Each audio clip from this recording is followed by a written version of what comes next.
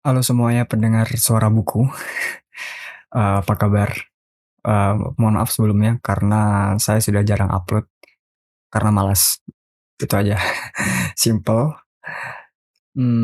Tanpa berlama-lama, sekarang saya akan membacakan salah satu buku yang berjudul Bicara Itu Ada Seninya, Rahasia Komunikasi yang Efektif, karya Oh Suh Yang.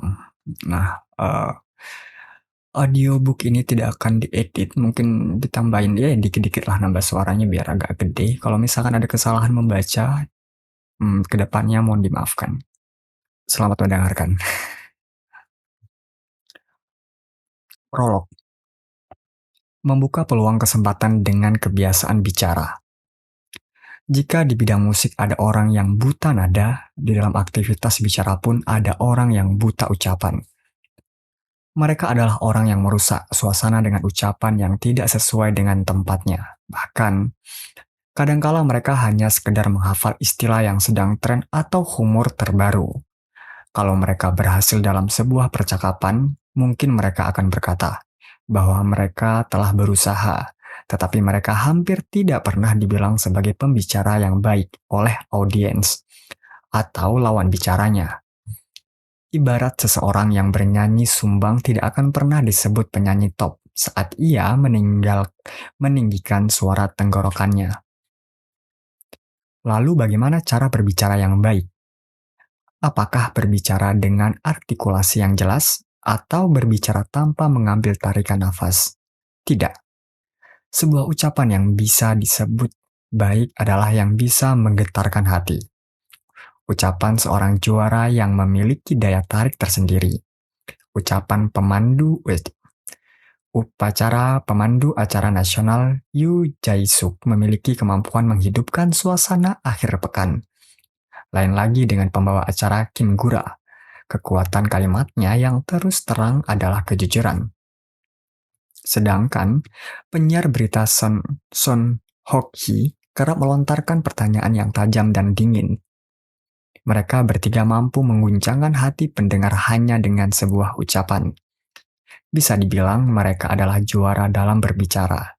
Sedemikian pentingnya ucapan, kita harus pandai berbicara untuk menunjukkan diri kita kepada lawan bicara dalam kehidupan sosial. Orang yang berbicara dengan mahir akan menjadi lebih maju daripada yang lainnya. Untuk mencapai tujuan komunikasi, persuasi, dan negosiasi, kita harus mengetahui metode komunikasi yang efisien. Masalahnya hanya segelintir orang yang mengetahuinya. Mayoritas orang tidak tahu bagaimana cara berkomunikasi dengan baik. Mereka kadang salah sangka bahwa orang lain pandai berbicara karena bawaan lahir, lalu mereka akan berkata kepada dirinya sendiri, jika sejak awal tidak mahir berbicara, maka hal itu tidak akan bisa diperbaiki. Sama sekali tidak demikian.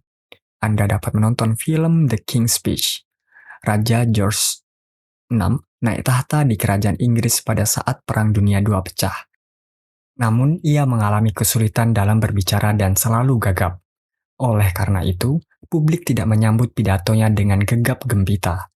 Ia kemudian berlatih keras hingga bisa mengatasi kegagapannya, hingga ia berhasil melakukan siaran pidato yang luar biasa seperti mendeklarasikan perang dengan Jerman.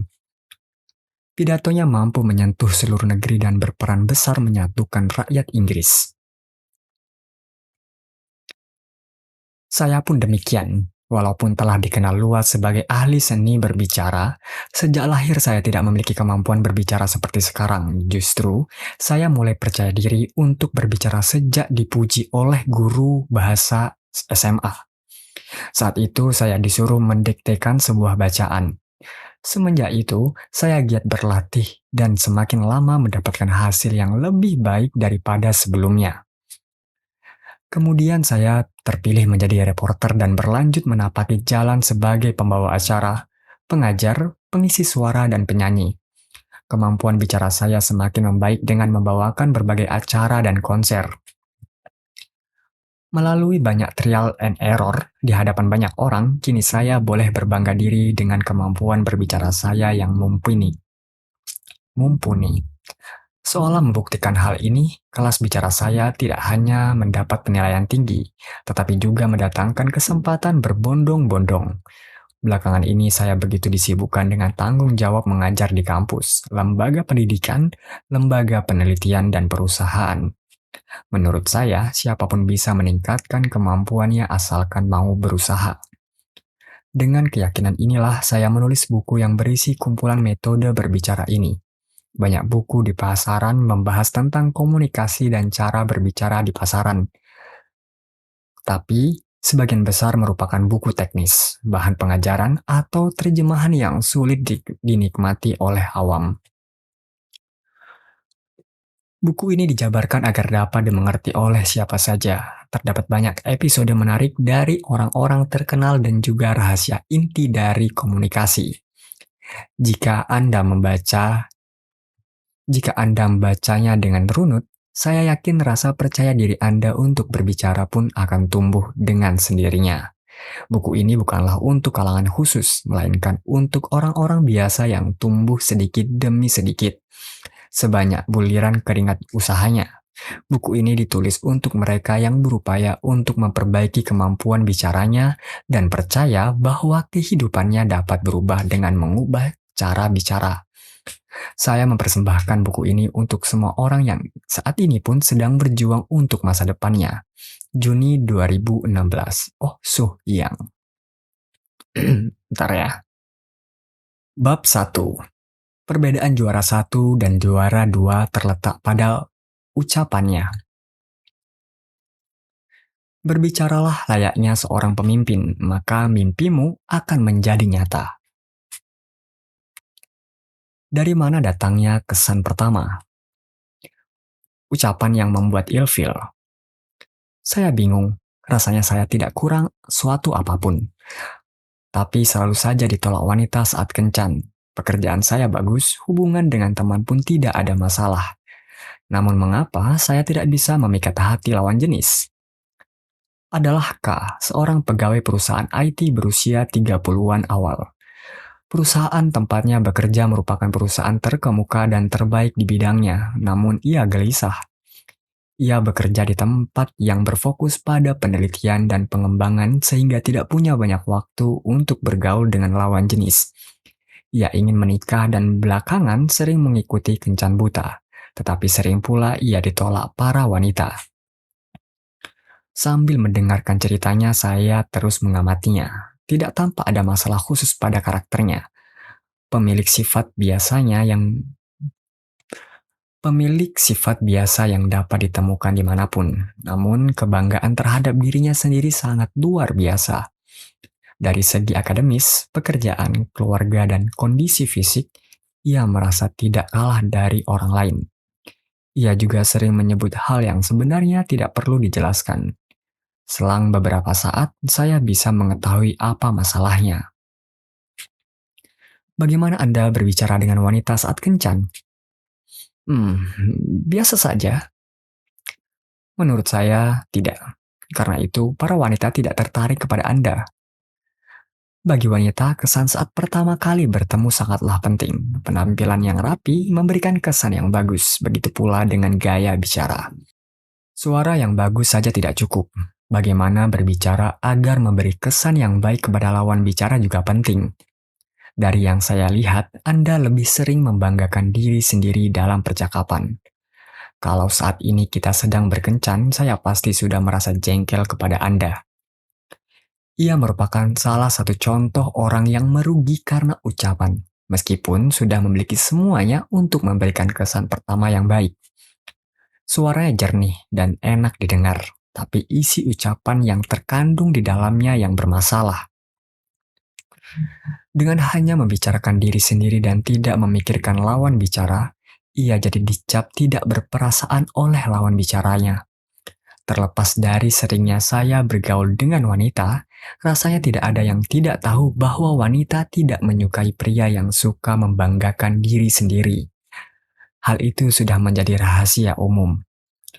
Mungkin karena K tidak menyadari hal tersebut. Kesan pertama yang dibuatnya setiap kali berkencan selalu saja tidak baik. Banyak kasus seperti ini ketika nilai kesan pertama seseorang menjadi turun karena ucapannya. Misalnya, politikus A yang memiliki kesan pertama negatif karena berbicara gagap di masa lalu.